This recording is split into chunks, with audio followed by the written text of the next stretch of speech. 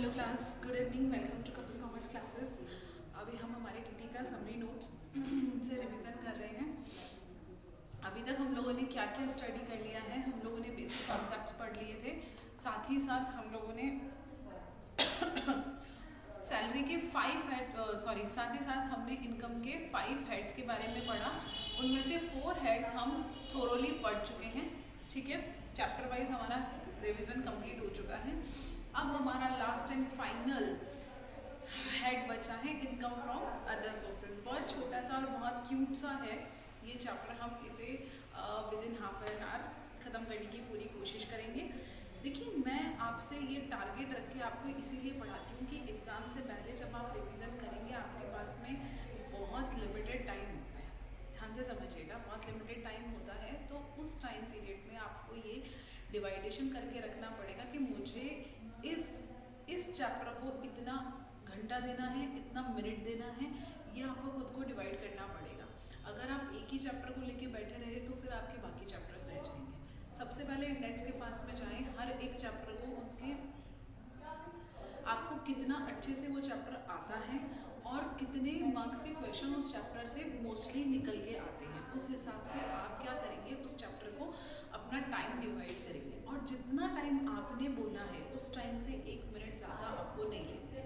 अगर उतने टाइम में उस चैप्टर का रिवीजन कंप्लीट होता है तो ठीक है, नहीं होता है तो go to your next target और उसे अचीव करने की कोशिश करिए। ठीक है, क्योंकि अगर आप एक ही चैप्टर पे बैठ जाएंगे, आप सोचेंगे कि मैं इस चैप्टर को अच्छे से करूँ, इसके प्रैक्टिकल क्वेश्चन भी करूँ, इसकी केस स्टडीज़ भी पढ़ूँ, इसके कॉन्सेप्ट भी पढ़ूँ। This is not possible in a single day. आपको पूरा डीटी एक ही दिन में रिवाइज करना है, वो आपके लिए पॉसिबल नहीं है। तो आपको एक टाइम लिमिट डिसाइड करनी पड़ेगी और उसमें आपको अपना चैप्टर कंप्लीट करना पड़ेगा। ठीक है, चलिए, खैर अभी थोड़ा वक्त है, स्टार्ट करते हैं इनकम फ्रॉम अदर सोर्सेज। सबसे पहले हम, जैसा कि हमेशा ही, चार्जेबिलिटी सेक्शन को पढ़ने की कोशिश करते हैं।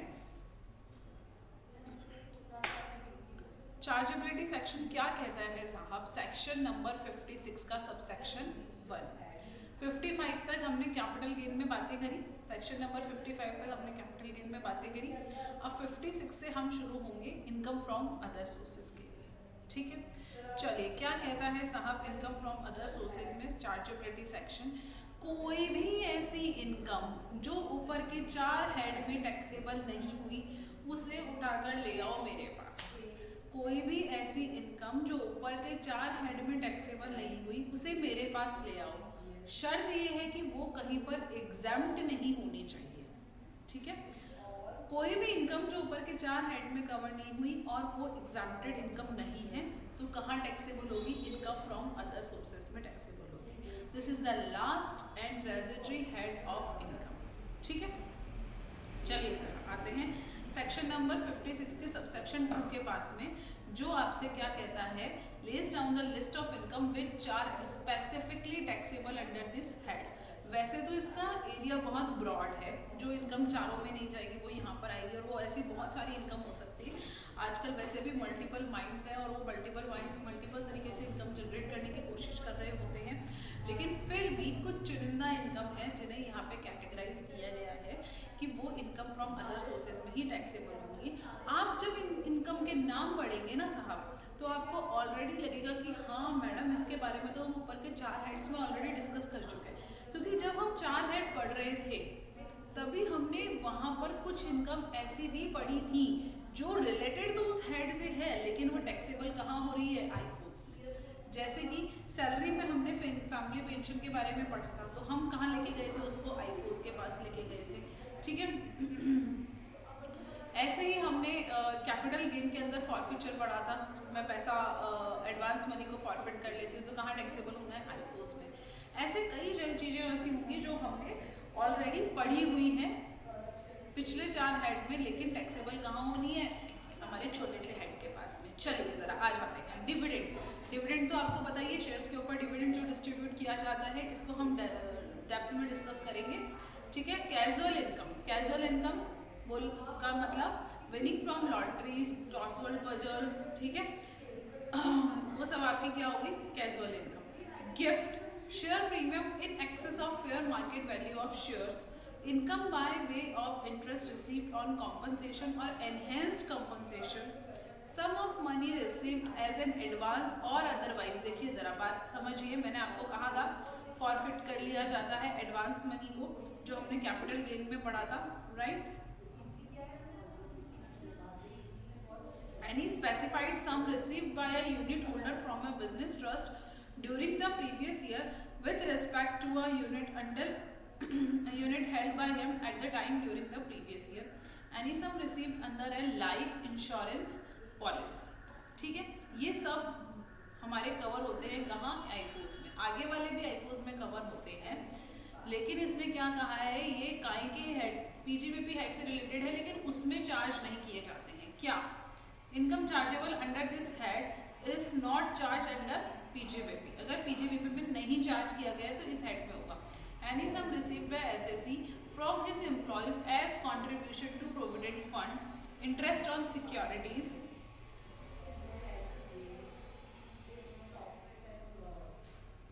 Income from letting of machine plant और फर्नीचर। अगर बिजनेस से रिलेटेड नहीं है तो लेटिंग आउट इधर ही आएगा। Composite rent, any sum received under a key man insurance policy. अगर पीजीबीपी में नहीं टैक्सेबल है, सैलरीज में नहीं टैक्सेबल है, तो यहाँ पर आएगा एनी कॉम्पनसेशन और other payment due to received by any person in connection with the termination of his employment और modification of terms and condition relating thereto. ठीक है, अब उसके बाद देखिए स्पेसिफिकली कौन कौन सी इनकम इसमें चार्जेबल होनी है। ठीक है, ये एक आपकी समरी लिस्ट है, इसे आप एग्जॉस्टिव लिस्ट नहीं कह सकते हो। मींस केवल यही इनकम चार्जेबल होगी ऐसा नहीं है, ये तो होगी ही होगी ऐसा है।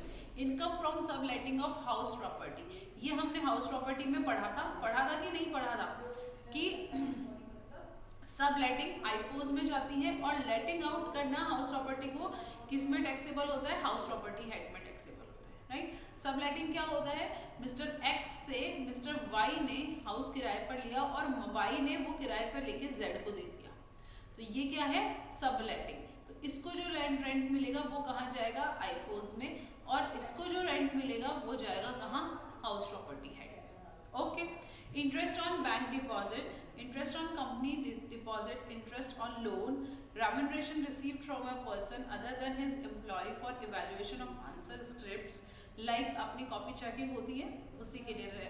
Rent from a vacant land, vacant land क्यों, क्योंकि वैकेंट लैंड का ऊपर जो किराया है वो हाउस प्रॉपर्टी में कहीं पे भी हमने उसकी बात नहीं की थी। हाउस प्रॉपर्टी में हमने क्या बात करी थी, बिल्डिंग और लैंड अपार्ट टू रेंट, उसके अलावा लैंड के बारे में हमने बात नहीं करी थी। तो लैंड को अगर आप किराए पर देते हैं तो वो कहाँ टैक्सेबल है आपका, इनकम फ्रॉम अदर सोर्सेज में। Insurance commission, income from private tuitions, interest on income tax refund, बार बार हमने इसके बारे में बात करी है। हमारा जो इनकम टैक्स दिया जाता है, हमने पीजीबीपी में इसके बारे में बात करी थी, इनकम टैक्स दिया जाता है वो डिसअलाउड एक्सपेंडिचर होता है। क्यों होता है, क्योंकि ये हमारी एक लाइबिलिटी है, पर्सनल लाइबिलिटी, पर्सनल खर्चा। ठीक है, हम हमारी इनकम के ऊपर टैक्स का पेमेंट कर रहे हैं तो ये हमारी लाइबिलिटी है, ये हमारा डिसअलाउड एक्सपेंडिचर है। ऑलराइट, ठीक है, लेकिन अगर हमें इस इनकम टैक्स का रिफंड मिलता है तो अगर इसका पेमेंट डिसअलाउड है तो ये रिफंड भी जो है वो हमारी इनकम नहीं मानी जाती है। ये हमने पीजीबीपी में इतना कॉन्सेप्ट पढ़ा था। साथ ही ये पढ़ा था कि लेकिन अगर इस रिफंड के ऊपर गवर्नमेंट कोई इंटरेस्ट देती है, अगर कोई इंटरेस्ट का भी पेमेंट करती है इस रिफंड के ऊपर, तो ये इंटरेस्ट हमारी इनकम फ्रॉम अदर सोर्सेज की इनकम मानी जाएगी। फैमिली पेंशन, अभी अभी मैंने आपको कहा था कि received by family member of a deceased employee, वो कहाँ टैक्सेबल होनी है, हमारी इनकम फ्रॉम अदर सोर्सेज में। Dividend received from a cooperative society, director sitting fees for attending board meetings, income from activity of owning and maintaining horse races, stipend मिलता है trainees को, CMA training के लिए आप लोग जाते हैं तो आपको जो स्टाइपेंड मिलता है वो कहाँ टैक्सेबल करोगे, आईफोज में। Interest on employees contribution towards unrecognised provident fund at the time of payment of lump sum amount. ठीक है, ओके, ये तो सब हमने कौन सी इनकम पढ़ी जो आईफोज में चार्जेबल होनी है। अब कौन सी इनकम पढ़ने जा रहे हैं जो आईफोस में चार्जेबल नहीं होगी। सिमिलर टू अबव इनकम होगी, लेकिन आईफोस में उसको टैक्सेबल नहीं करना है। Lottery held at stock in trade. Lottery, अगर आप लॉटरी से पैसा जीतते हैं तो वो इनकम फ्रॉम अदर सोर्सेज में जाता है।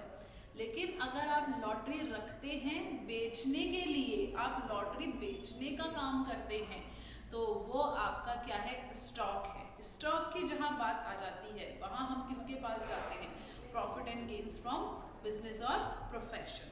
ठीक है, आगे बात समझ में। लेकिन वहां पर ये 30% से टैक्सेबल होगा। कैजुअल इनकम आपकी 30% से ही टैक्सेबल होती है। ठीक है।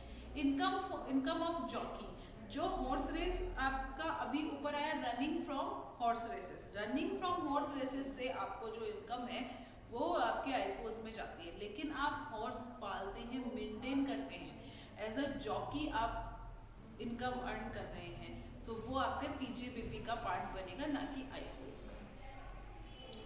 Winning from a motor car rally, ये आपकी स्किल और efforts involve, so can be treated as casual income.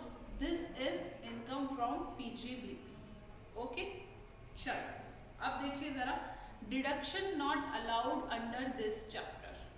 यानी कि क्या कहना चाह रहे हैं हम, इनकम की हमने बात कर ली, जो इनकम है उससे रिलेटेड अगर खर्चे होंगे तो वो भी हम लेस करेंगे, लेकिन खर्चों को लेस नहीं किया जाएगा। कब, अगर वो पर्सनल खर्चा है, पर्सनल खर्चा है उसे लेस नहीं करना है, वो डिसअलाउड है।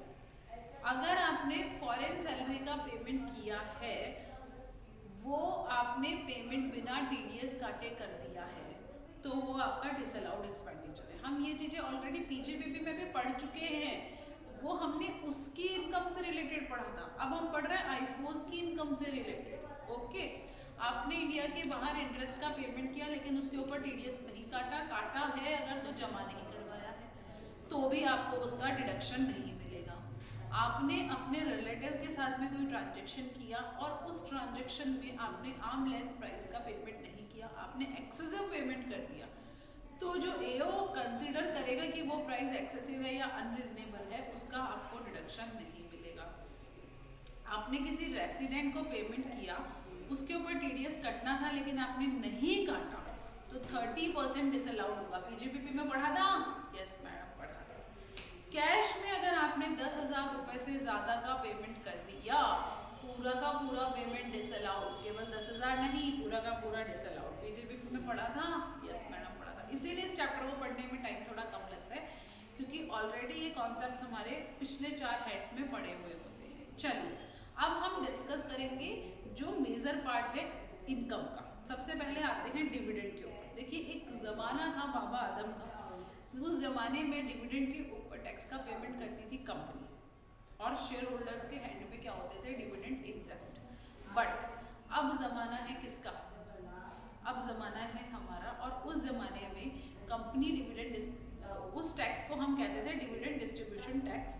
अब कंपनी टैक्स का पेमेंट नहीं करती है, शेयर होल्डर्स के हैंड्स में ही डिविडेंड टैक्सेबल होते हैं। देखिए ज़रा, एनी काइंड ऑफ डिविडेंड, चाहे वो नॉर्मल डिविडेंड हो चाहे वो डीम्ड डिविडेंड हो, फुल्ली टैक्सेबल नाउ। मैंने नाउ वर्ड का क्यों यूज़ लिया है, क्योंकि बाबा आदम के ज़माने में कंपनी देती थी टैक्स, ठीक है, कुछ के ऊपर, और कुछ के ऊपर शेयर होल्डर्स देते थे। अब कोई सा भी डिविडेंड हो, कहाँ टैक्सेबल करना है, आईफोस हैंड में। किसके हैंड्स में करना है, शेयर होल्डर्स के हैंड। ओके, चलिए, टैक्सेबल कब करना है साहब, टैक्सेबल हमें तब करना है जब dividend shall be taxable in the year in which it is declared, distributed और पेड बाय द कंपनी। तीनों में से जो भी पहले हो जाए, डिक्लेयर, डिस्ट्रीब्यूट और पेड, जो भी अर्लियर हो जाए उसी पे आपको क्या कर देना है, टैक्स का पेमेंट करना है। किसको, शेयर होल्डर। किस मतलब कब, उस ईयर में जिस ईयर में डिक्लेयर हुआ है, डिस्ट्रीब्यूट हुआ है या पे हुआ है, विच एवर इज अर्लियर, ठीक है। इंटरिम डिविडेंड के केस में एक्सेप्शन, इंटरिम डिविडेंड के केस में रिसीट बेसिस पे हम क्या करेंगे, इसको टैक्सेबल करेंगे। जिस ईयर में आपको मिला है उसी ईयर में ये टैक्सेबल है। ऑलराइट, चलिए जी, चलिए फटाफट से आगे बढ़ते हैं। The concept of DTT is removed. Dividend distribution tax, DDT means dividend distribution tax.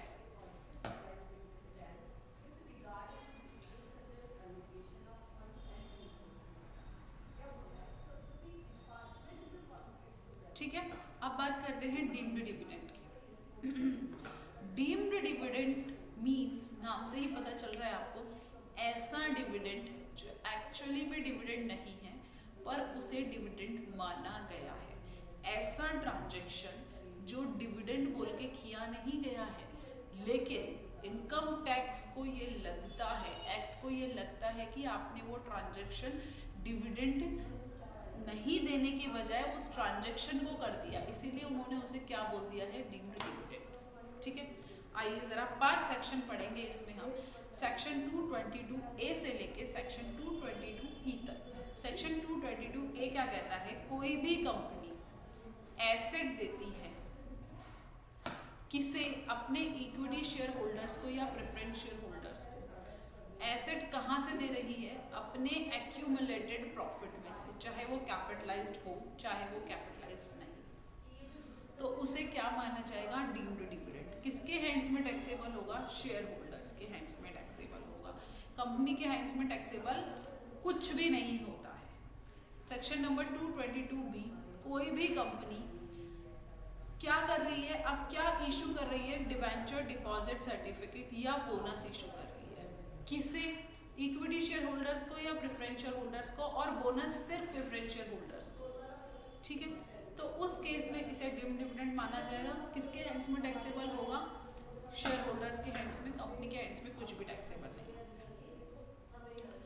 222C, कोई भी कंपनी जो लिक्विडेशन में जा रही है, उसने क्या किया, इक्विटी शेयर होल्डर्स को एसेट बांटी, तो उसे भी क्या माना जाएगा, डीम्ड डिविडेंड। टैक्सेबल किसके हैंड्स में होगा, शेयर होल्डर्स के। सेक्शन 222D, कोई भी कंपनी जो अपनी कैपिटल को रिड्यूस करना चाह रही है और उसने इक्विटी शेयर होल्डर्स को एसेट बांटा, तो कहाँ जाएगा आपका, deemed dividend. 222E, closely held company ने लोन या एडवांस दिया, किसे, इक्विटी शेयर होल्डर्स को जिनके पास 10% या उससे ज़्यादा वोटिंग पावर वाले शेयर्स हैं, या वो आपकी कंपनी में 10% या उससे ज़्यादा वोटिंग पावर वाले शेयर्स रखते हैं, ऐसी कंसर्न को लोन या एडवांस दिया, उसे भी क्या माना जाएगा, डीम्ड डिविडेंड। ये सारे डीम्ड डिविडेंड कंपनी के हैंड्स में टैक्सेबल नहीं होंगे, क्योंकि DDT का कॉन्सेप्ट रिमूव हो चुका है। ये सारे डिविडेंड कहाँ टैक्सेबल होंगे, आपके शेयर होल्डर के हैंड्स में टैक्सेबल होंगे। सब्सटेंशियल इंटरेस्ट का क्या मतलब होता है, minimum 20% of voting power of shares और share of profit signifies a substantial interest in a company. These threshold is used to determine significant ownership or influence in the context of taxation or corporate regulation. अब देखिए ज़रा, हम इसको in depth में जब हमने regular classes ली थी तब बहुत अच्छे से पढ़ा था। सब्सटेंशियल इंटरेस्ट का मेनली मतलब यही होता है कि आप किसी और के इन्फ्लुएंस में हैं। मतलब अगर आपके पास 20% वोटिंग पावर वाले शेयर हैं तो आपका इन्फ्लुएंस कंपनी के डिसीजंस में बहुत ज़्यादा हो सकता है। उस सिचुएशन में आप लोन्स एंड एडवांस बायर्स तरीके से भी दे सकते हैं, इसीलिए इन्हें हमने किसने माना है, डीम्ड डिविडेंड की श्रेणी में इसको हम लेके गए हैं। ठीक है, चलिए सेक्शन नंबर 56 सबसेक्शन 27B क्या कहता है, share premium in excess of fair market value to be treated as income. कई बार क्या होता है, कंपनी ने किसी शेयर को 10 रुपए के शेयर को 60 रुपए का बना दिया, 50 रुपए क्या ले लिया, प्रीमियम। अब देखिए जरा ध्यान से, और इस शेयर की फेयर मार्केट वैल्यू ही बाजार में 40 रुपए है, लेकिन फिर भी इसे कितने का बना दिया, 60 रुपए का। फेयर मार्केट वैल्यू से भी ज़्यादा प्रीमियम ले लिया, तो जो अमाउंट है वो आपका इनकम कहलाएगी, कहाँ की, अदर सोर्सेज की। Where a company not being a company in which public are substantially interested receives in any previous year from any person being a resident any consideration for issue shares that exceed the face value of shares, the aggregate consideration received for such shares as exceed the fair market value of shares shall be taxable under income from other sources। ये जो difference का 20 रुपए है, ये company के hands में income मानी जाएगी। किस हेड की? इनकम फ्रॉम अदर सोर्सेज की। कौन सी कंपनी के हैंड्स में? जिसने इशू किए हैं। प्रीमियम पर आप शेयर इशू करते हैं और शेयर की फेयर मार्केट वैल्यू से ज़्यादा उसकी वैल्यू बना देते हैं। तो जो प्रीमियम का अमाउंट है डिफरेंस वाला, किसके डिफरेंस वाला? Fair market value and actual आपने जो प्राइस डिसाइड करा है उसके बीच में जो डिफरेंस है वो आपकी इनकम फ्रॉम अदर सोर्सेज की इनकम बन जाएगी। अब देखिए ज़रा बहुत ध्यान से समझिएगा, सेक्शन नंबर 56 to 10 मैंने यहाँ पे सारे सेक्शंस नहीं लिए हैं, केवल वही सेक्शन लिए हैं जिनमें आपको कन्फ्यूज़न हो सकता था, जो आपको समझ में नहीं आ सकते थे, जिन्हें आपको समझाने की रिवीजन के टाइम पर ज़रूरत थी। ठीक है, चलिए ये बात करता है परचेज और gift received for इनएडिक्वेट consideration without consideration. आपने कोई एसेट परचेज करी है या फिर गिफ्ट में मिली है बिना किसी कंसिडरेशन के और विदाउट या फिर इनएडिक्वेट कंसिडरेशन के। सबसे पहली आती है मनी। मनी अगर आपको बिना किसी कंसिडरेशन के रिसीव हुई है, मनी के बदले मनी ले रहे हो वो बात अलग है। 10 रुपये देके 1-1 रुपये के 10 सिक्के ले लिए, वो एक बात अलग है। 10 रुपये देके 1-1 रुपये के 9 ही सिक्के लिए हैं तो वो आपका क्या है? Transaction in money. ठीक है, विदाउट कंसिडरेशन अगर आपने मनी लिया है, ठीक है, द होल अमाउंट, अगर वो मनी जो आपने ली है वो 50,000 से ज़्यादा है तो पूरा का पूरा amount income from other sources में टैक्सेबल होगा। आई रिपीट, पूरा का पूरा अमाउंट टैक्सेबल होगा। यहाँ बहुत कन्फ्यूज़न बच्चों को होता है, तो प्लीज़ ध्यान से समझिएगा और ध्यान से करिएगा। क्या करना है? 50,000 के ऊपर अगर 50,002 रुपये भी हैं तो पूरा का पूरा अमाउंट क्या होगा? आईफोज में टैक्सेबल होगा। ऑलराइट, चलिए अब बात करते हैं मूवेबल प्रॉपर्टी की। दो सिचुएशन बनती हैं, एक तो आपने बिना किसी पैसे के ही मूवेबल प्रॉपर्टी ट्रांसफर कर दी। ठीक है, the aggregate fair market value of the property अगर एक्सीड करती है 50,000 से ज़्यादा तो वो आपकी टैक्सेबल हो जाएगी। ठीक है, अगर एक्सीड नहीं करती है तो टैक्सेबल नहीं होगी। और अगर आपने कंसिडरेशन के बदले ट्रांसफ़र करी है लेकिन कंसिडरेशन प्रॉपर नहीं है, प्रॉपर्टी की वैल्यू थी 10 लाख रुपए, आपने उसे परचेज कर लिया 2 लाख रुपए में, तो क्या आपको लगता है कि ये कंसिडरेशन सही है? इनएडिक्वेट कंसिडरेशन। तो जो डिफरेंस है फेयर मार्केट वैल्यू और कंसिडरेशन के बीच में, अगर ये डिफरेंस 50,000 रुपये से ज़्यादा है तो ये पूरा का पूरा डिफरेंस क्या हो जाएगा? इनकम फ्रॉम अदर सोर्सेज में टैक्सेबल हो जाएगा। 50,000 से ज़्यादा नहीं, पूरा का पूरा ही टैक्सेबल हो जाएगा। ठीक है, सेम बात करते हैं हम इमूवेबल प्रॉपर्टी की। अगर विदाउट कंसिडरेशन रिसीव करते हैं इमूवेबल प्रॉपर्टी कोई भी, तो अगर 50,000 रुपये से ज़्यादा उसकी वैल्यू है 50,000 रुपये से ज़्यादा उसकी वैल्यू है तो पूरी की पूरी वैल्यू टैक्सेबल हो जाएगी income from other sources head में। और अगर इनएडिक्वेट कंसिडरेशन के बदले आपने ट्रांसफ़र करी है तो ध्यान से समझिएगा, प्रॉपर्टी की आप क्या करेंगे? If consideration is less than the stamp duty value of property and the difference between stamp duty value and consideration is more than the higher of 50,000 और 10% ऑफ कंसिडरेशन। हमने कई बार पढ़ा है ना 110% ऑफ सेल कंसिडरेशन। देखिए जरा, sale consideration है मेरा 10 लाख रुपए, स्टैम्प ड्यूटी वैल्यू है मेरी मान लीजिए 6 लाख रुपए। अब देखिए इसका 10% निकालो, कितना आता है? 1 लाख और 50,000, दोनों में से हायर क्या है? 1 लाख। अगर इन दोनों के बीच का डिफरेंस 1 लाख तक है तो कोई बात नहीं, 1 लाख से भी ज़्यादा है तो जो डिफरेंस है वो आपका इनकम फ्रॉम अदर सोर्सेज का पार्ट बन जाएगा। ओके, चलो। The provision of section 56 to 10 would apply only to property which is in nature of a capital asset of the recipient and not stock in trade। अगर हम stock in trade, raw material, consumable stores के बारे में बात करेंगे तो कहाँ जाना पड़ेगा? PJBP के पास में, आईफोज में नहीं होगा कुछ भी, राइट? चलिए अब बात करते हैं only and only specified movable properties are taxed under IFOS. कौन सी? Jewellery, archaeological collection, archaeological structure, capital in nature जो भी एसेट है, ये हमने कैपिटल गेन में पढ़ा था।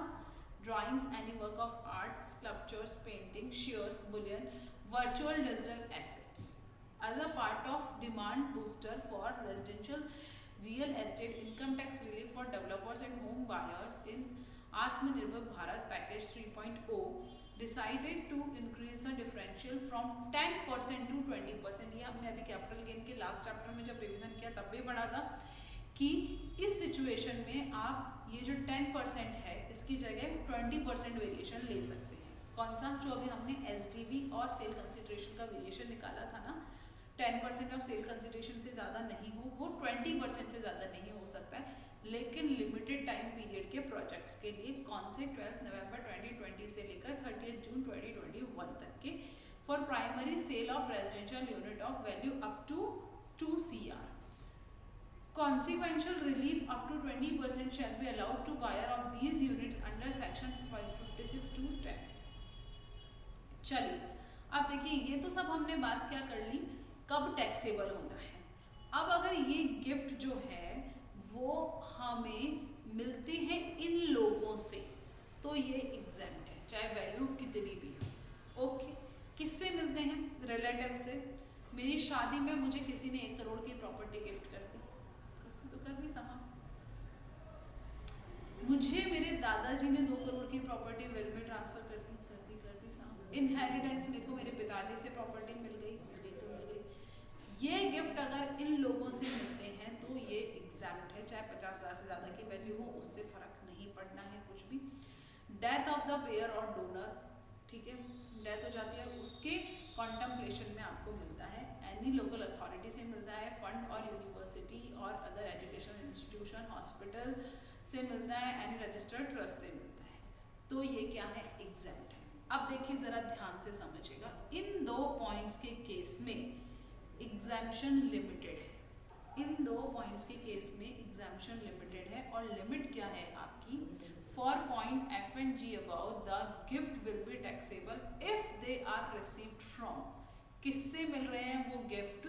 The author of the trust और the founder of the trust, जिसने ट्रस्ट बनाई उसी से मिल रहे हैं, फाउंडर से या ऑथर से। Any person who has substantial contribution to the trust, substantial contribution का क्या मतलब हो गया? 20% और मोर वोटिंग पावर वाले शेयर्स, और जो डिफरेंस है वो 50,000 से ज़्यादा है तो वो टैक्सेबल हो जाएगी F and G के केस में केवल, ठीक है। HUF के केस में HUF के फैमिली मेंबर से मिलता है, फाउंडर से मिलता है, ऑथर से मिलता है तो taxable. Any relative of author, founder, person, member, trust और मैनेजर, इन सब का, ठीक है। ऐसे किसी and concern in which of the person referred has substantial interest है, any trust of trust manager,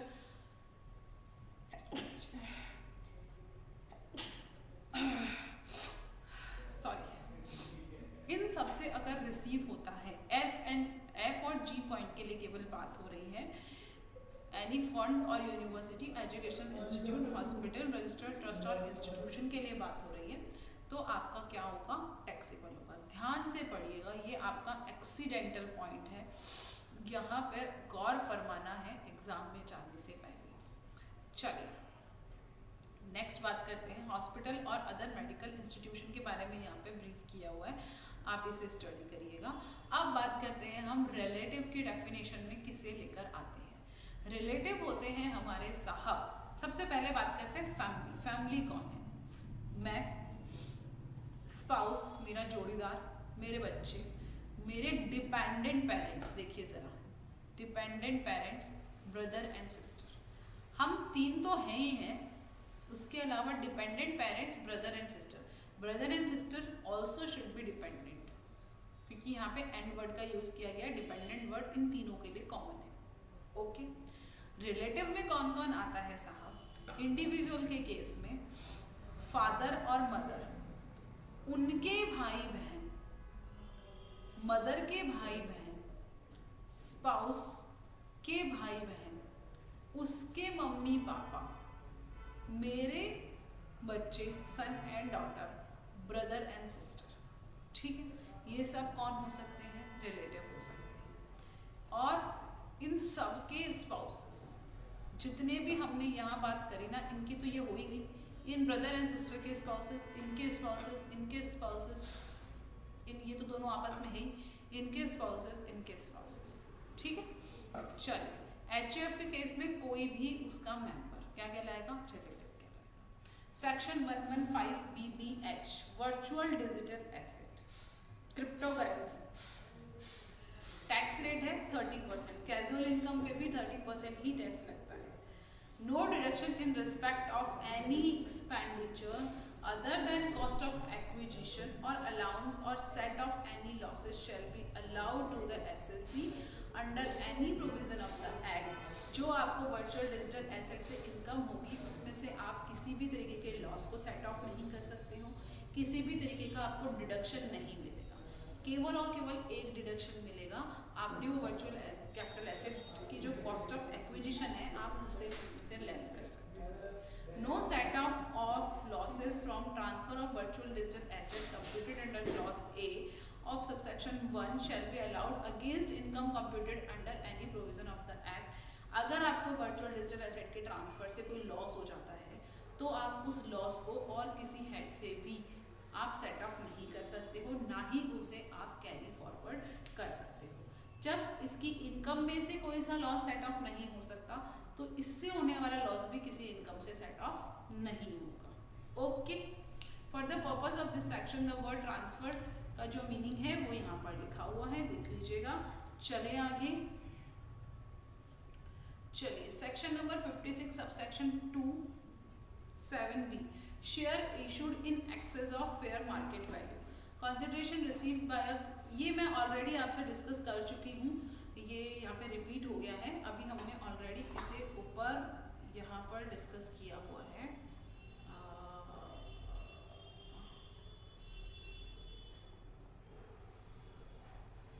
ये रहा, हमने यहाँ पे 7 पॉइंट इससे रिलेटेड डिस्कस कर लिया था ऑलरेडी, ठीक है। तो इसे आप यहाँ पर क्रॉस कर दीजिए, ये डबल बार हमारे पास में आ गया है।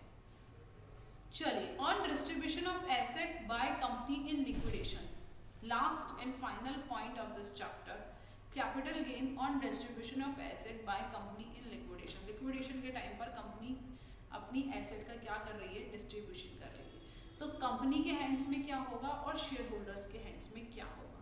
कंपनी के हैंड्स में डिस्ट्रीब्यूशन ट्रांसफर नहीं कहलाएगा और कोई भी कैपिटल गेन की टैक्सेबिलिटी नहीं आएगी। क्यों, अभी हमने ऊपर पढ़ा था डीम्ड डिविडेंड, पढ़ा था कि नहीं पढ़ा था, पढ़ा था मैडम, कैसे नहीं पढ़ा था, जाओ जाओ जल्दी से ऊपर जाओ, क्या पढ़ा था। एनी कंपनी इन लिक्विडेशन एसेट बांट रही है किसे, शेयर होल्डर्स को, क्या है 222C में डीम्ड डिविडेंड, तो वही तो बात यहाँ हो रही है और तो कोई बात ही नहीं है। तो उस केस में कंपनी के हैंड्स में कोई टैक्स लायबिलिटी नहीं, शेयर होल्डर्स के हैंड्स में उसे क्या मानेंगे हम, डीम्ड डिविडेंड मानेंगे। डिस्ट्रीब्यूशन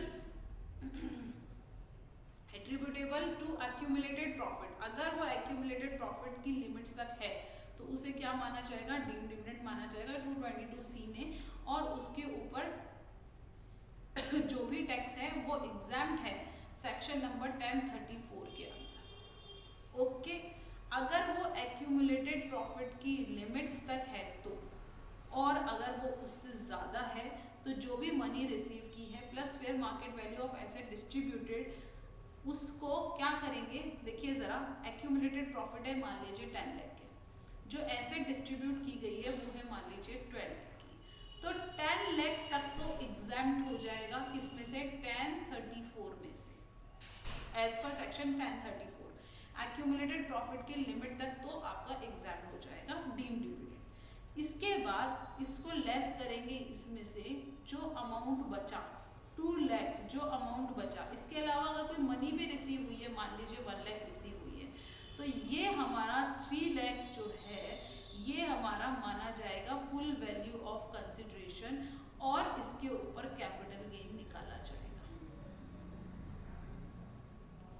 ओके, चलिए आगे, सेक्शन नंबर 56 का सबसेक्शन 27, अगर इंटरेस्ट रिसीव किया जाता है, असेसी इंटरेस्ट रिसीव करता है कॉम्पनसेशन पे, एनहेंस्ड कॉम्पनसेशन पे, कब मिलता है ये, कंपल्सरी एक्विजिशन के केस में आपका कुछ भी एसेट, अगर कैपिटल एसेट कंपल्सरी एक्वायर कर ली जाती है गवर्नमेंट द्वारा, तो गवर्नमेंट आपको कॉम्पनसेशन देती है उसके बदले में, और अगर कॉम्पनसेशन देने में थोड़ी पेमेंट किया जाता है। तो वो जो इंटरेस्ट का पेमेंट होता है वो आपका इनकम फ्रॉम अदर सोर्सेज का पार्ट होता है। कई बार उस कॉम्पनसेशन के अमाउंट को रिवाइज किया जाता है और बढ़ाया जाता है। बढ़े हुए कॉम्पनसेशन के ऊपर भी आपको इंटरेस्ट का पेमेंट किया जाता है, तो वो इनकम फ्रॉम अदर सोर्सेज में टैक्सेबल होता है। ठीक है, इस कॉम्पनसेशन में से आपको 50% का डिडक्शन अलाउड होता है। केवल 50% इनकम ही आपकी टैक्सेबल होती है। Okay, thank you so much for listening me patiently. आपका इनकम फ्रॉम अदर सोर्सेज का चैप्टर खत्म होता है। अब हम आगे चलते हैं, अगर आप मुझे परमिट करें तो, टीडीएस की तरफ 2 मिनट के ब्रेक के बाद।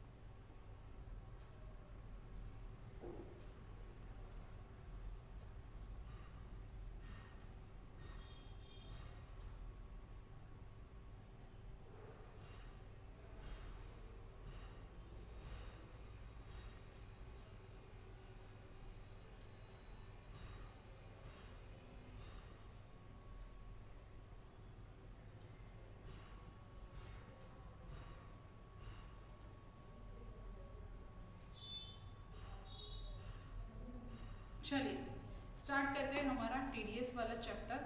आज हम टीडीएस को भी ख़त्म करके ही चैन लेंगे, ऐसी हमारी कोशिश है।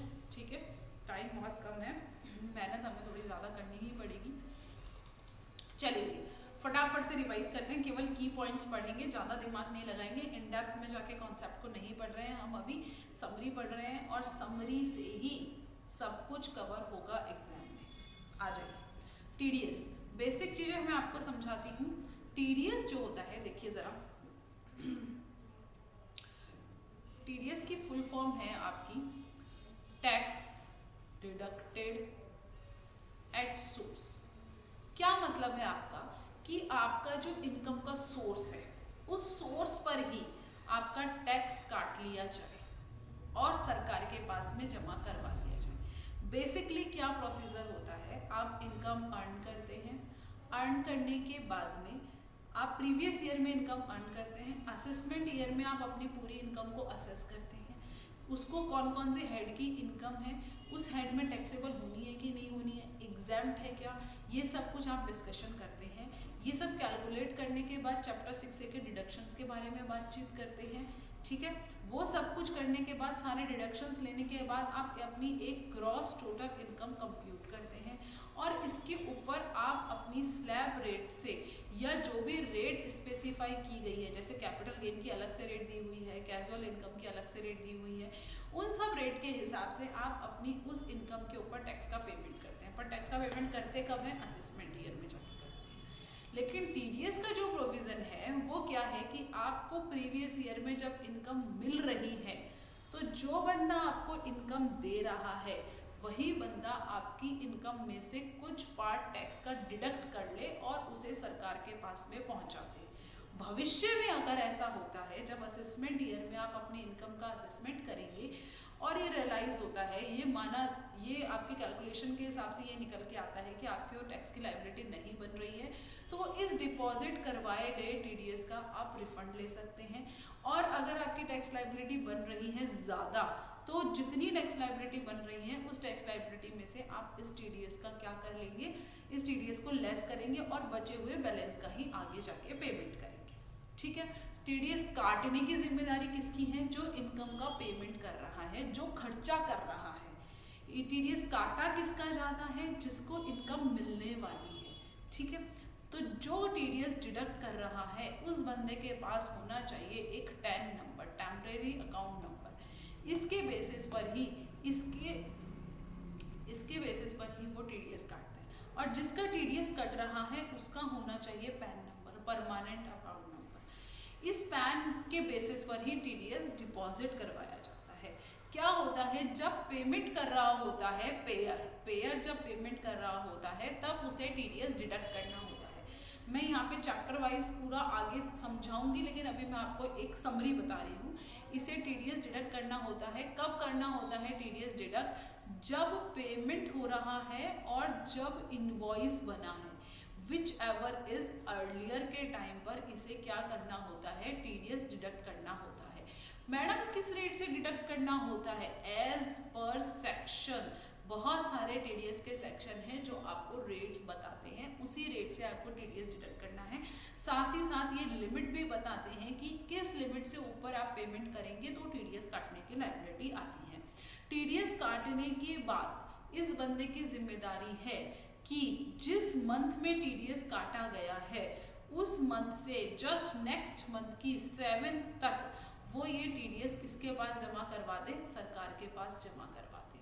सरकार के पास अगर ये पैसा जमा करवा दे और पैसा जमा कराने के बाद इसको मिलता है एक चालान। इस चालान के साथ में इसे फाइल करनी होती है टीडीएस की रिटर्न कब फाइल करी जाती है साहब? रिटर्न क्वार्टरली फाइल की जाती है। पेमेंट मंथली होता है, रिटर्न क्वार्टरली फाइल की जाती है। एवरी क्वार्टर एंड के बाद जस्ट बाद जो मंथ आता है उसके लास्ट डेट इसकी ड्यू डेट होती है। लेकिन मार्च क्वार्टर की रिटर्न फाइल करने की ड्यू डेट होती है आपकी 31 मई। 30 अप्रैल नहीं होती है, 31 मई होती है। इसी तरह मार्च मंथ के टीडीएस को डिपॉजिट करवाने की डेट भी 7 अप्रैल नहीं होती है, 30 अप्रैल होती है। ओके, ये तो है हमारा एक क्रक्स जो कि प्रोसीजर आपको बताता है कि टीडीएस कब काटा जाता है, काटने के बाद उसका क्या किया जाता है। ठीक है, अब हम बात करके चलते हैं कि टीडीएस की लिमिट्स क्या क्या हैं और कितने परसेंटेज से टीडीएस काटा जाएगा। देखिए जरा, टीडीएस कब काटा जाता है? Payment of crediting the account of पे। अकाउंट में उसने क्रेडिट बुक किया तब, और पेमेंट दोनों में से जो भी पहले हो जाए, यही मैंने आपको बताया। ठीक है, जो भी पहले हो जाए तब आपको टीडीएस काटना है। TDS is deducted by payer, यही मैंने आपको बताया, पेयर टीडीएस काटना है। TDS is deducted if amount is taxable in the hands of payee. अब देखिए जरा ध्यान से, टीडीएस ये जो नियम है इसका एक्सेप्शन है कि केवल पेमेंट के टाइम पर ही टीडीएस काटा जाएगा। कब? इन 7 सेक्शंस में, 192, 192A, BBB, DA, LA, N और R। इन केसेस में जब पेमेंट किया जाएगा तभी टीडीएस काटा जाएगा। क्रेडिट वाली लिमिट यहाँ पर नहीं है। अब देखिए जरा, टीडीएस की रेट्स फिक्स है आपकी, हर एक सेक्शन अपनी रेट बताएगा। केवल सैलरी वाले केस में आपको स्लैब रेट से टीडीएस का पेमेंट करना है, साथ ही साथ सरचार्ज और सेस भी लगता है। Payment to non resident foreign company के केस में भी सरचार्ज और सेस लगता है। Income of specified senior citizen 194P के केस में भी सरचार्ज और सेस की बात हम करेंगे। इन 3 के अलावा और कहीं पे भी हम सरचार्ज और सेस की बात नहीं करेंगे। टीडीएस इज डिडक्टेड, ये सब चीज़ें जब हम सेक्शन वाइज पढ़ेंगे ना टीडीएस, तब भी हम इनके बारे में बात करेंगे। TDS is deducted both from payment from commercial purpose और personal purpose. TDS is deducted from both payment for commercial और पर्सनल पर्पस। अगर मैंने पर्सनल पर्पस के लिए भी पेमेंट किया है तो भी टीडीएस मेरे को काटना है। लेकिन अगर 194C और J में टीडीएस कट रहा है तो अगर पर्सनल पर्पस के लिए पेमेंट किया है इंडिविजुअल एचयूएफ ने, सिर्फ इंडिविजुअल एचयूएफ ने, टीडीएस नहीं काटना। अगर इनके अलावा किसी ने किया है तो टीडीएस काटना है। If payment is made by payer without deducting TDS, then payee, अगर पेयर काटना भूल जाए तो पेई की ये जिम्मेदारी है कि वो टैक्स का पेमेंट डायरेक्टली करे। अगर पेयर ने टीडीएस काट लिया लेकिन उसने गवर्नमेंट को जमा नहीं करवाया तो पेई की कोई जिम्मेदारी नहीं बनती है। ठीक है, नो टीडीएस अगर पेमेंट किसे किया जा रहा है? Central government, state government, RBI, statutory corporation, mutual funds. If GST, अब देखिए जरा, एक इनवॉइस है, मेरे को टीडीएस काटना है, इनवॉइस है, मैंने परचेज की 1000 रुपीज़ की, उसके ऊपर जीएसटी है 5%। ठीक है, तो 5% जीएसटी हो गई मेरी 50 रुपीज़ की। ठीक है, तो मैं जो टीडीएस डिडक्ट करूंगी वो 1000 के ऊपर करूंगी, जीएसटी वाले पार्ट पर टीडीएस डिडक्ट नहीं किया जाएगा। बार बार बोल रही हूँ, this is a accidental point, ये एग्जाम में याद नहीं रहता है, तो इसे याद रखना है आपको, ठीक है। अब फटाफट से देखो, हमारे पास 13 पेजेस हैं और हाफ एन आवर में हमें इसे खत्म करना है, ये हमारा टारगेट है, ठीक है। जल्दी से हमें एक एक सेक्शन पढ़ने हैं और याद आज की आज ही हो जाने चाहिए कि छोटे छोटे चैप्टर जो है हमारे, उनको हम दोबारा टाइम नहीं दे पाएंगे इनको, ठीक है। चलिए, सेक्शन नंबर 192 आपसे बात करता है सैलरी की। ये आपसे सीधी बात करता है टीडीएस कौन काटेगा। देखो सीधी सी बात है, सैलरी के केस में पेयर कौन होता है, एम्प्लॉयर, पेई कौन होता है, एम्प्लॉय। तो एम्प्लॉयर काटेगा एम्प्लॉय का टीडीएस, किस रेट से काटेगा, स्लैब रेट से काटेगा साहब। स्लैब रेट कौन सी होती है, 2.5 लाख की basic exemption, new design follow कर रहे हो तो 3 लाख की बेसिक एग्जाम्पशन, उसके बाद जो भी 5%, 10%, 20% जो भी टैक्स की रेट चल रही है उस रेट से टीडीएस काटा जाएगा, ठीक है। अब बात जरा ध्यान से समझिए, अगर एम्प्लॉय क्या करता है, अपने सारे डिडक्शंस बोले तो चैप्टर 6 के डिडक्शन, हाउस प्रॉपर्टी से रिलेटेड डिडक्शन के डॉक्यूमेंट्स एम्प्लॉय को सबमिट कर देता है, तो वो उन डिडक्शन का एडजस्टमेंट सैलरी से करेगा। फिर अगर टैक्स की लायबिलिटी बनती है तो टीडीएस काटेगा, अदरवाइज नहीं काटेगा, लेकिन डॉक्यूमेंट विथ प्रूफ होने चाहिए। ओके, चलिए जरा स्लैब रेट का मतलब मैंने बता ही दिया, does not want to opt. और अगर एम्प्लॉय न्यू रिजाइन को फॉलो नहीं करना चाहता है तो उसको मेंशन करना पड़ेगा, अदरवाइज एम्प्लॉयर जो है वो न्यू रिजाइन के हिसाब से ही इनकम की कंप्यूटेशन करेगा, क्योंकि ये हमारी क्या है, डिफॉल्ट टैक्स रिजाइन। जब तक आप ऑप्ट नहीं करते हो तब तक ये आपकी डिफॉल्ट टैक्स रिजाइन है, ठीक है। एम्प्लॉयर ये अदर इनकम को भी कंसीडर कर सकता है, हाउस प्रॉपर्टी के लॉस को भी कंसीडर कर सकता है, मैंने आपको बता ही दिया ये सब, लेकिन आपको क्या देने पड़ेंगे, एविडेंसेस देने पड़ेंगे। In case of arrear of salary TDS deducted after considering relief under section 89, tip paid to waiters, no TDS, क्योंकि यहाँ पर एम्प्लॉयर एम्प्लॉय का रिलेशनशिप नहीं होता है। टिप कौन देते हैं, कस्टमर्स देते हैं, ठीक है। सेक्शन 192 सैलरी क्या कहता है, स्लैब रेट से टीडीएस काटो, कौन काटता है, एम्प्लॉयर, किसका काटता है, एम्प्लॉय का, ठीक है। 192A accumulated balance of RPF, only RPF recognised provident fund का एक्यूमुलेटेड बैलेंस अगर आप लेते हैं, ठीक है, तो जो बंदा पेमेंट कर रहा है वो टीडीएस काटेगा, 10% की रेट से काटेगा। मोस्टली हम टीडीएस की रेट 10% ही पड़ेंगे, मोस्टली बोल रही हूँ, कंप्लीटली नहीं बोल रही हूँ। 10% की रेट से टीडीएस काटेगा। कब काटेगा, जब ये पेमेंट 50,000 रुपए से ज्यादा है, मतलब 50,000 रुपए या उससे ज्यादा है। अगर 50,000 रुपए तक का पेमेंट किया गया, लेस देन का मतलब है यहाँ पर अप टू नहीं है, अगर लेस देन 50,000 का पेमेंट किया गया है तो टीडीएस काटने की लायबिलिटी नहीं आएगी, लेकिन अगर मोर देन 50,000 का पेमेंट किया गया है और 50,000 का पेमेंट किया गया है तो 10% की रेट से टीडीएस डिडक्ट किया जाएगा। TDS only if amount taxable in the hands of employee, अगर एम्प्लॉय ने लेस देन 5 ईयर्स की सर्विस दी है तो। ये हमने पढ़ा था सैलरी में कि कब होता है टैक्सेबल, जब 5 साल से कम की सर्विस रेंडर करी हो एम्प्लॉय ने, राइट। अब बात ध्यान से समझिएगा, इसके अलावा 5 साल की सर्विस का एक एक्सेप्शन भी था कि बीमारी हो जाती है, डेथ हो जाती है, वो एक अलग बात है, ठीक है। लिमिट क्या है, 50,000 से नीचे का पेमेंट कर रहे हो नो टीडीएस, 50,000 या उससे ऊपर का पेमेंट कर रहे हो 10% की रेट से TDS. 192A accumulated balance of RPF. चलो section number 193 interest on securities, again rate कितनी है, 10%, एग्जाम्पशन कुछ भी नहीं है।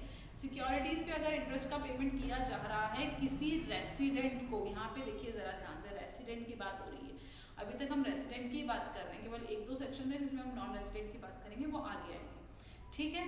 कोई एग्जाम्पशन नहीं है, लेकिन टीडीएस का पेमेंट नहीं किया जाएगा अगर वो इंटरेस्ट आप पे कर रहे हैं इंश्योरेंस कंपनी को या फिर गवर्नमेंट सिक्योरिटीज और डीमेंट सिक्योरिटीज के ऊपर इंटरेस्ट का पेमेंट किया गया है, ठीक है, तो आपका टीडीएस नहीं डिडक्ट किया जाएगा। सेक्शन नंबर 194 डिविडेंड, अगेन 10% से टीडीएस का डिडक्ट करना है।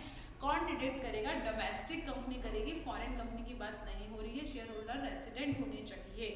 लेकिन अगर ये डिविडेंड इंश्योरेंस कंपनी को पे किया जा रहा है तो टीडीएस नहीं काटना है। किसी इंडिविजुअल को पे किया जा रहा है अदर देन कैश तो अमाउंट 5,000 तक एग्जैम्प्ट है। कैश में अगर पे कर रहे हैं तो कुछ भी एग्जैम्पशन नहीं है, अभी तक हमने क्या पढ़ लिया, सेक्शन 192 सैलरी जो कि स्लैब रेट से बात कर रही थी, section 192A accumulated balance of RPF 50,000 से नीचे है तो no TDS, otherwise 10% TDS. Section 193 interest on securities, insurance company को पेमेंट कर रहे हो, गवर्नमेंट सिक्योरिटीज पर पेमेंट कर रहे हो तो no TDS, otherwise 10% TDS.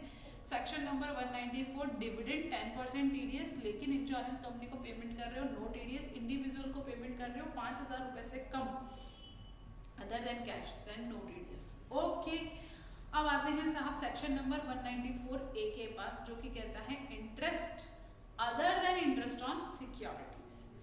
Again 10% की ही रेट आपकी कंटिन्यू हो रही है। अब यहाँ पर खतरा है, ध्यान से समझिएगा, यहाँ पर बात हो रही है इंडिविजुअल और एचयूएफ अगर पेयर हैं तो टीडीएस काटने की जिम्मेदारी केवल तब आएगी जब अगर बिजनेस है तो टर्नओवर 1 CR को क्रॉस करे, प्रोफेशनल है तो टर्नओवर तो आपकी ग्रॉस रिसीट 50 लाख को क्रॉस करे तो ही आपकी टीडीएस काटने की जिम्मेदारी आएगी, अदरवाइज नहीं आएगी। पेई कौन होगा, रेसिडेंट पर्सन होगा। कितने परसेंट से काटना है, 10% से। लेकिन जरा रुकिए, ध्यान से समझिएगा, अगर आपका इंटरेस्ट का जो पेमेंट किया जा रहा है वो पेमेंट बैंक, कॉर्पोरेटिव सोसाइटी या पोस्ट ऑफिस कर रही है तो 40,000 रुपए तक के पेमेंट पे टीडीएस काटने की जरूरत नहीं है। सीनियर सिटीजन है तो 50,000 रुपए तक टीडीएस काटने की जरूरत नहीं है। इन तीन के अलावा कोई और इंटरेस्ट का पेमेंट कर रहा है तो 5,000 रुपए तक आपको टीडीएस काटने की जरूरत नहीं है। Section 192 salary, 192A accumulated balance of RPF, 193 interest on securities, 194 dividend, 194A interest other than interest on securities, slab rate बाकी सब 10% से। यहाँ पे कोई एग्जाम्पशन नहीं थी, यहाँ पर 5,000 रुपए की एग्जाम्पशन 193 इंटरेस्ट ऑन सिक्योरिटीज में आपको यहाँ पे 50,000 रुपए से कम का पेमेंट है तो एग्जाम्पशन थी, यहाँ कोई एग्जाम्पशन नहीं थी, केवल इंश्योरेंस कंपनी और गवर्नमेंट सिक्योरिटीज के केस में अगर इंटरेस्ट का पेमेंट किया जा रहा है तो एग्जाम्पशन थी। डिविडेंड के केस में कैश में अगर 5,000 रुपए से कम, कैश के अलावा अगर 5,000 रुपए से कम इंडिविजुअल को पेमेंट कर रहे हो तो एग्जाम्प्ट है, इंश्योरेंस कंपनी को पेमेंट कर रहे हो तो भी एग्जाम्प्ट है। सेक्शन 194A के केस में दो चीज़ें हैं, bank, post office, cooperative bank अगर पेमेंट कर रहे हैं इंटरेस्ट का तो 40,000 रुपए तक के इंटरेस्ट के ऊपर टीडीएस काटने की जरूरत नहीं है। अगर सीनियर सिटीजन है तो ये 40,000 की लिमिट बढ़ के कितनी हो जाती है, 50,000। इन तीन के अलावा और कोई इंटरेस्ट का पेमेंट कर रहा है तो 5,000 रुपए तक टीडीएस काटने की जरूरत नहीं है, उसके ऊपर टीडीएस काटना पड़ेगा। चलिए चलिए चलिए, section number 194B casual income, जिसमें हम शामिल नहीं करेंगे हॉर्स रेसेस और ऑनलाइन गेम को क्योंकि इनके लिए अलग से सेक्शन है। कैजुअल इनकम के ऊपर टैक्स ही 30% से लगता है तो टीडीएस भी कितने परसेंट से कटेगा, 30% से काटा जाएगा। अगर आपकी कैजुअल इनकम 10,000 रुपए तक है, यहाँ पे तक की बात हो रही है, तो टीडीएस नहीं काटा जाएगा, उससे ऊपर के ऊपर टीडीएस काटा जाएगा। ठीक है, सेक्शन नंबर 194BA। अब आ गया विनिंग फ्रॉम ऑनलाइन गेम्स। पहले ऑनलाइन गेम्स आया है, अगेन 30% से टीडीएस काटा जाएगा, कोई एग्जाम्पशन नहीं है। कैजुअल इनकम में 10,000 की थी, यहाँ कोई एग्जाम्पशन नहीं है। फिर उसके बाद बात करते हैं हॉर्स रेसेस, 30% से ही रेट तीनों की सेम है। यहाँ पर 10,000 की आपको एग्रीगेट की लिमिट दी गई है और वहाँ पर आपको 10,000 की एग्रीगेट की लिमिट नहीं दी गई थी। कहाँ पर, ऑनलाइन गेम्स में। कैजुअल इनकम में तो 10,000 की लिमिट आपको दी गई थी। ऑलराइट, चलिए अब तक कौन कौन से सेक्शन हमने पढ़ लिए हैं। सेक्शन नंबर 192 जो कि बात करता है आपका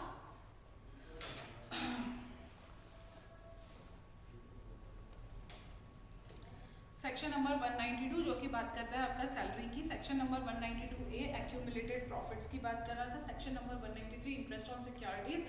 section number 193 section number 194 dividend, 194A interest other than interest on securities. Section number 194B winning from casual income other than winning from horse races and online games. Section number 194B आपका BA था आपका winning from online games, double B है आपका winning from horse races. Alright, इतना अपन पढ़ चुके हैं। उसके बाद आता है साहब आपका section number 194C, very important section, star should be marked here. Section number 194C again आपसे बात करता है कि इंडिविजुअल एचयूएफ तभी टीडीएस काटने के लिए लायबल होंगे जब ग्रॉस टर्नओवर 1 CR और ग्रॉस रिसीट 50 लाख को क्रॉस करे, अदरवाइज उन्हें टीडीएस काटने की जरूरत नहीं है। रेसिडेंट पर्सन का टीडीएस काटा जाएगा। ध्यान से समझिएगा, अब यहाँ पर जो लिमिट है वो चेंज हो जाएगी आपकी। अगर आप सिंगल पेमेंट कर रहे हैं, कॉन्ट्रैक्ट के बदले सिंगल पेमेंट कर रहे हैं 30,000 रुपए तक का, तो आपको टीडीएस काटने की जरूरत नहीं है। इससे ऊपर पेमेंट कर रहे हैं तो टीडीएस काटना पड़ेगा। अगर आप पूरे साल में पेमेंट कर रहे हैं 1 लाख रुपए तक का, टीडीएस काटने की जरूरत नहीं है। इससे ऊपर कर रहे हैं तो टीडीएस काटना पड़ेगा। मैडम बात नहीं समझ में, आपने क्या किया, 24,000 के 25,000 के 6 पेमेंट करे पूरे साल भर में,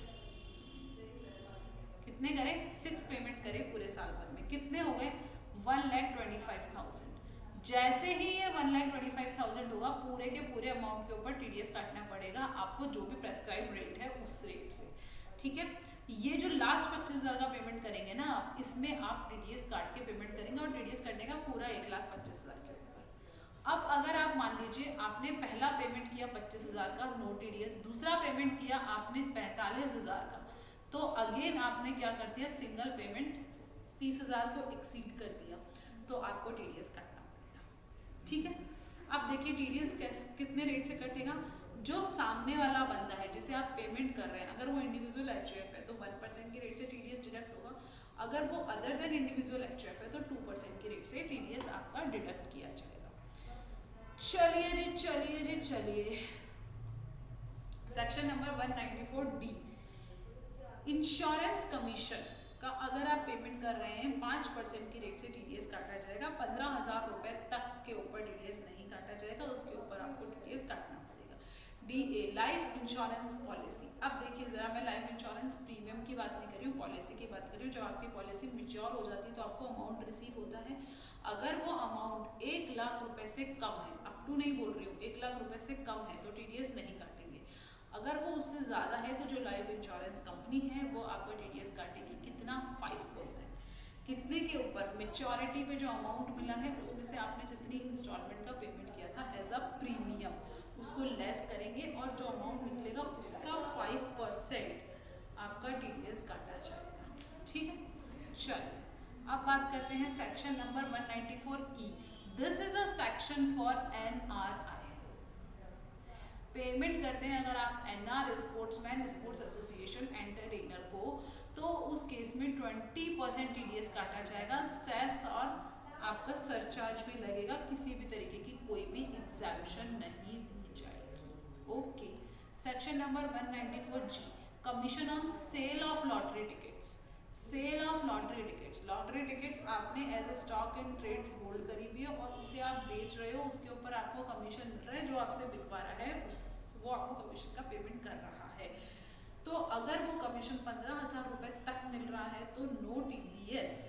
अगर वो 15,000 रुपए से ज़्यादा है तो 5% की रेट से आपको टीडीएस काटना पड़ेगा। सेक्शन नंबर 194H, कमीशन और brokerage. This is also a important section.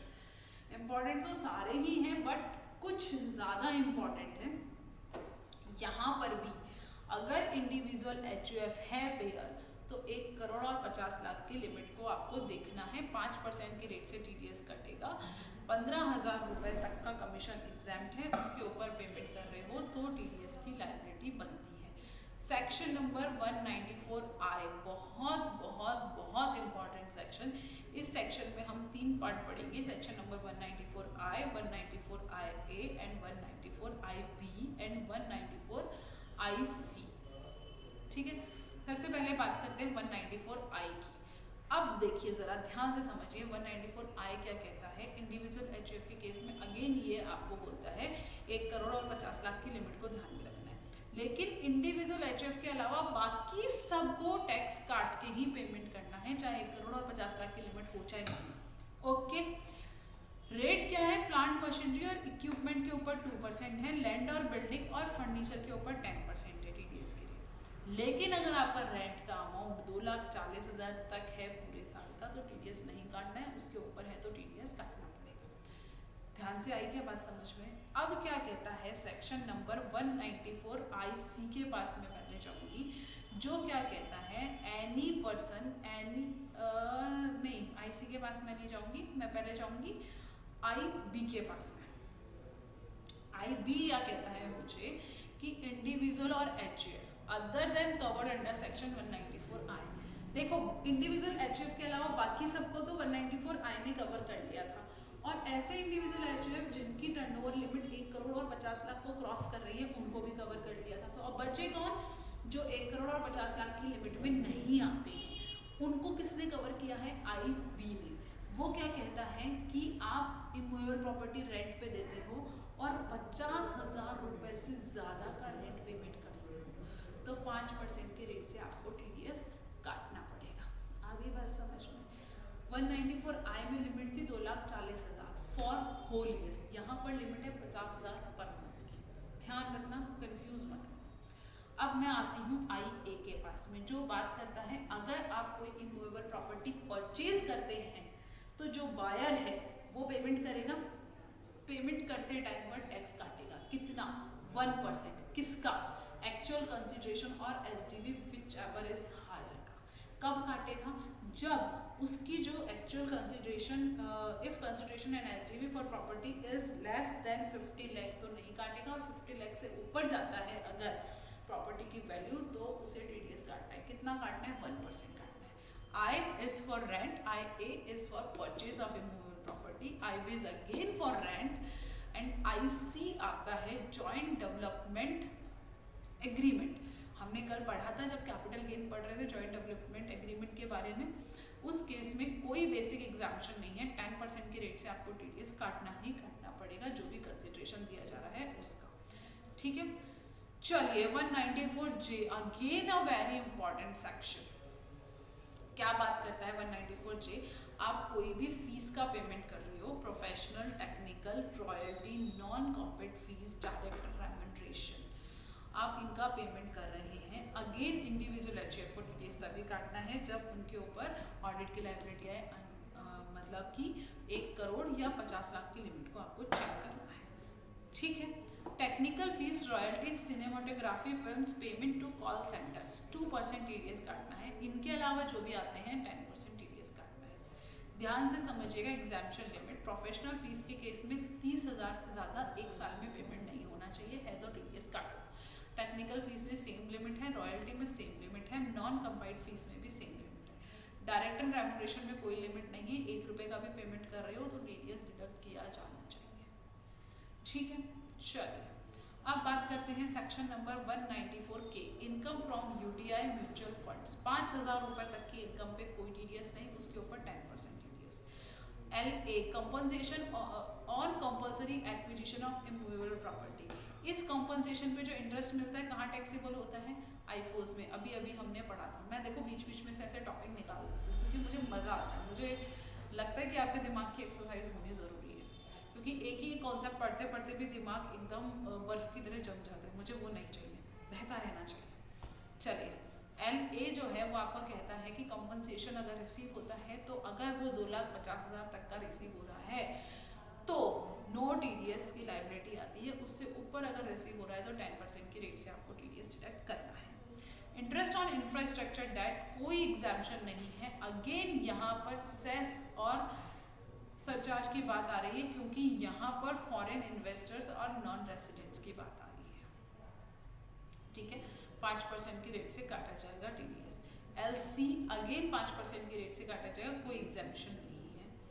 LD interest on FIIs and QFIIs foreign institutional investors and qualified foreign investors again 5%। Non resident के तीनों सेक्शन 5% से आपसे TDS कटवाते हैं बिना किसी लिमिट के, और सरचार्ज और सेस भी इसमें आपको शामिल करना पड़ता है।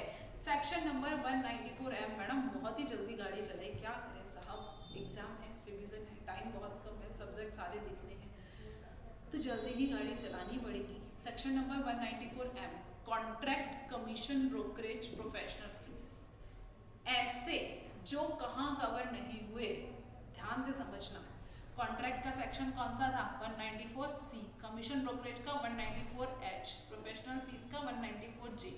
तीनों ही सेक्शंस ने सबको शामिल किया, लेकिन ऐसे इंडिविजुअल HUF को आउट कर दिया जिनकी टर्नओवर 1 CR और ग्रॉस रिसीट 50 लाख से कम थी। उनको किसने पकड़ लिया, सेक्शन नंबर 194M ने पकड़ लिया। इसके अंदर लिमिट क्या थी 30,000 लिमिट थी, इसके अंदर लिमिट क्या थी आपकी 15,000 लिमिट थी, इसके अंदर लिमिट क्या थी 30,000 लिमिट थी, 1 लाख भी थी इसके अंदर, और फिर TDS था। ठीक है, 194M ने आपको लिमिट दे दी 50 लाख की, कि पूरे साल में अगर आप इन तीनों से 50 लाख रुपए तक एग्रीगेट लेते हो अलग अलग ना, तो उसको आपको केवल इंडिविजुअल HUF के ऊपर ये एप्लीकेबल होगा, वो भी किन के ऊपर, जिनके ऊपर ये 3 सेक्शन एप्लीकेबल नहीं हुए हैं। तो 5% के रेट से आपको TDS काटना पड़ेगा, ठीक है, अदरवाइज नहीं काटना है। चलिए जरा 194N, ये इकलौता ऐसा सेक्शन है जो आपकी इनकम के बारे में बात नहीं करता है, कैश विड्रॉल के ऊपर लगता है ये। अब वो कैश विड्रॉल जरूरी नहीं है आपकी इनकम ही हो, ऑलराइट। तो कैश विड्रॉल अगर आप 1 CR तक करते हैं तो कुछ भी TDS नहीं कटेगा। अगर 1 CR से ऊपर आप कैश विड्रॉ करते हैं तो 2% की रेट से आपका क्या लग जाएगा, क्या लग जाएगा, TDS आपका डिडक्ट हो जाएगा, ठीक है। चलिए section number 194A, certain payments by e-commerce operators. क्या हुए e-commerce operators like Amazon, Flipkart to e-commerce participants, अपने ई-कॉमर्स पार्टिसिपेंट्स को, मतलब जो शॉपीज उनके ऊपर जाके बिजनेस कर रहे हैं उस प्लेटफॉर्म को यूज करके, उनका TDS काटते हैं। कोई बेसिक एग्जाम्पशन नहीं है, जो भी सेल है उसका 1% की रेट से TDS काटा जाता है क्रॉस अमाउंट का। Okay 194P, this is again very important section, income for specified senior citizen. Specified senior citizen कौन है, जिनकी एज 75 ईयर्स और मोर है और जिनको पेंशन की इनकम हो रही है, कोई अदर इनकम नहीं है इंटरेस्ट इनकम के अलावा, तो TDS काटा जाएगा रेट इन फोर्स, मतलब स्लैब रेट से काटा जाएगा, ठीक है। स्पेसिफाइड बैंक काटेगा। सेक्शन नंबर 194Q, ये भी बहुत चर्चित सेक्शन है, ये आपका है परचेज के ऊपर। अब इसको आपको बहुत ही ध्यान से समझना पड़ेगा। देखिए जरा, परचेज के केस में 194Q एप्लीकेबल होता है। इसमें 2 लोग इंगेज्ड हैं, एक है बायर और एक है सेलर।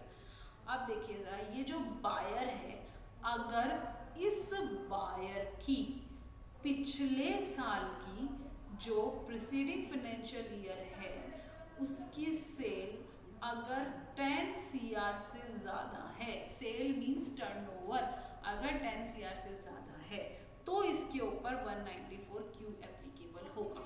ओके, सेलर का कोई रोल नहीं है यहाँ पे। फिर दूसरी बात, ये तो हो गया एप्लीकेबल। अब ये काटेगा कब, अगर ये इस सेलर से ड्यूरिंग द ईयर 50 लाख से ज़्यादा का माल परचेज करता है, तो ये जो पेमेंट करेगा इसको, वो 0.1% TDS डिडक्ट करके पेमेंट करेगा। ओके, लेकिन बायर का देखा जाएगा कि प्रीवियस फाइनेंशियल ईयर में उसकी 10 CR से ज़्यादा का टर्नओवर होना चाहिए और उसने सामने वाले बंदे से करंट फाइनेंशियल ईयर में 50 लाख से ज़्यादा की परचेस करी, तो उसको 0.1% से उसे क्या काटना है, TDS काटना है फॉर द कंसिडरेशन। ओके, चलिए अब बात करते हैं सेक्शन 194R, बेनिफिट और percussion in respect of business और प्रोफेशन। अब ये फिर से किसकी बात आते हैं, any person other than individual HUF 50 lakh और 1 करोड़ 10% से काटा जाएगा। 20,000 रुपए से ज़्यादा का अगर आप पेमेंट कर रहे हैं। बेनिफिट और percussion in respect of business और प्रोफेशन से क्या मतलब है, ये तो मैडम हमने सैलरी में ही पढ़ा है, बिल्कुल गलत बात नहीं करना, PGBP में भी पढ़ा है। कई बार ऐसा होता है आपको फ्री में सैम्पल्स मिल जाते हैं, वो आपके बेनिफिट्स हैं, फ्री टिकट्स मिल जाते हैं, दुबई घूम के आओ, फ्री ट्रिप स्पॉन्सर कर दी जाती है, पूरा का पूरा बैंकॉक ट्रिप आपको स्पॉन्सर कर दी गई, गोवा ट्रिप आपको स्पॉन्सर कर दी गई। तो ये सब आपके क्या है, बेनिफिट्स और परक्यूजिट्स। इनकी वैल्यू अगर 20,000 रुपये से ज़्यादा है तो 10% का TDS डिडक्ट करवाना पड़ेगा। आई क्या बात समझ में। Section number 194S, virtual digital asset. अभी आईफोज में पढ़ा हमने इसे, 30% से इसके ऊपर टैक्स लगता है। अब देखिए ज़रा ध्यान से समझिए, अगर इंडिविजुअल है तो 50,000 और इंडिविजुअल के अलावा है तो 10,000, इस तक की आपको एग्जाम्पशन है। ठीक है, किसकी, कंसिडरेशन की। अगर इससे ऊपर आपको मिलता है, इससे ऊपर के अमाउंट का आप सेल करते हैं तो 1% ऑफ कंसिडरेशन आपका डिडक्ट किया जाएगा एज टीडीएस। ओके, 194F वापस से अगेन एनआरआई के लिए है। Rate in force slab rate चलेगी आपकी, ठीक है, कोई भी किसी भी तरीके की एग्जाम्पशन नहीं मिलने वाली है। ये हो गए आपके टीडीएस के सारे सेक्शंस कंप्लीट। उसके बाद में अब इसने प्रोसेस के बारे में बात करी जो मैंने आपको शुरू में ही बता दिया था, फिर भी हम एक बार उसको रिवाइज करेंगे। जब आप टीडीएस की रिटर्न फाइल कर देते हैं, कब करते हैं, क्वार्टर के एंड के नेक्स्ट मंथ के एंड तक आप टीडीएस की रिटर्न फाइल कर सकते हैं। उसके टीडीएस रिटर्न फाइल होने के 15 दिन के अंदर अंदर आपको जिसका आपने टीडीएस काटा है उसे क्या इशू करना होता है, फॉर्म 16 या फॉर्म 16A इशू करना होता है। Form 16 in the case of salary and 16A in the case of other TDS आपने डिडक्ट किया है तो फॉर्म 16A इशू किया जाता है, सैलरी के केस में फॉर्म 16 इशू किया जाता है। ये कंपलसरी है इशू करना, ठीक है। सर्टिफिकेट आप देखिए ज़रा, जिसका टीडीएस आप काट रहे हैं वो एओ के पास जा सकता है, हाथ जोड़ के विनती कर सकता है कि साहब आप 10% से 20% से 5% से टीडीएस काट रहे हो, मैं गरीब आदमी बेचारा, मेरे पास इतना पेमेंट ही नहीं आता है। अगर एओ उसकी इस हाथ जोड़ने वाली नीति से सेटिस्फाइड हो जाता है तो एओ उसको एक सर्टिफिकेट देगा कि भैया तू एक काम कर, अपने जो तुझे अमाउंट का पेमेंट कर रहा है उस बंदे को ले जाके सर्टिफिकेट दिखा दे कि देख मैं एओ का सर्टिफिकेट लेके आया हूँ, मेरा 5%, 10% या 20% से टीडीएस मत काट, इस लोअर रेट से जो सर्टिफिकेट में दी हुई है उससे टीडीएस काट ले। अगर पेई ऐसा सर्टिफिकेट ले आता है तो पेयर उस रीजनेबल रेट से ही टीडीएस काटने के लिए जिम्मेदार होगा। ये किस किस सेक्शंस के ऊपर एप्लीकेबल होगा, 192A, 394A और DA, I और K के ऊपर एप्लीकेबल होगा, ठीक है। असेसी इन डिफॉल्ट किसे कहा जाता है, जो कि टीडीएस डिडक्ट कर चुका है लेकिन उसने टीडीएस जमा नहीं कर पाया है। अगर आप पैन नंबर नहीं देते हैं, कौन आप पेई अगर पैन नंबर प्रोवाइड नहीं करवाता है तो हायर रेट से टीडीएस काटा जाएगा। कितना होगा हायर रेट, 20% होगा। ओके, ड्यू डेट दी हुई है टीडीएस के पेमेंट की, जो मैं आपको ऑलरेडी बता चुकी हूँ। टीडीएस रिटर्न फाइलिंग की डेट्स दी हुई है। इंटरेस्ट की बात करते हैं, अगर आप टीडीएस लेट डिडक्ट करते हो, मतलब आपकी लायबिलिटी हो रही है डिडक्ट करने की आज और आप डिडक्ट करते हो नेक्स्ट मंथ, तो 1% पर मंथ टीडीएस लगेगा और पार्ट ऑफ द मंथ को भी पूरा कंप्लीट मंथ माना जाएगा। डिडक्ट कर लिया लेकिन जमा आप लेट करवाते हो, 7 तारीख के बाद अगर आपको 8 तारीख हो गई है तो भी उस दिन से, जिस दिन आपने डिडक्ट किया उस दिन से टीडीएस इंटरेस्ट लगना शुरू होगा, उस दिन तक जिस दिन आप एक्चुअली पेमेंट करते हो, और पार्ट ऑफ द मंथ को भी कंप्लीट मंथ माना जाएगा और 1.5% की रेट से टीडीएस डिडक्ट किया जाएगा। इस तरीके से आपका टीडीएस का चैप्टर भी खत्म होता है। कल हम कोशिश करेंगे set of, carry forward and TCS और क्लबिंग, ये 3 छोटे छोटे टॉपिक्स खत्म करने की। उसके बाद मोस्टली आपका कोर्स खत्म हो जाएगा। ट्राई करेंगे एक दिन हम थोड़ा टैक्स कैलकुलेशन और इन सब का रिवीजन कर लेंगे। Okay, thank you so much for listening me patiently and मिलते हैं कल।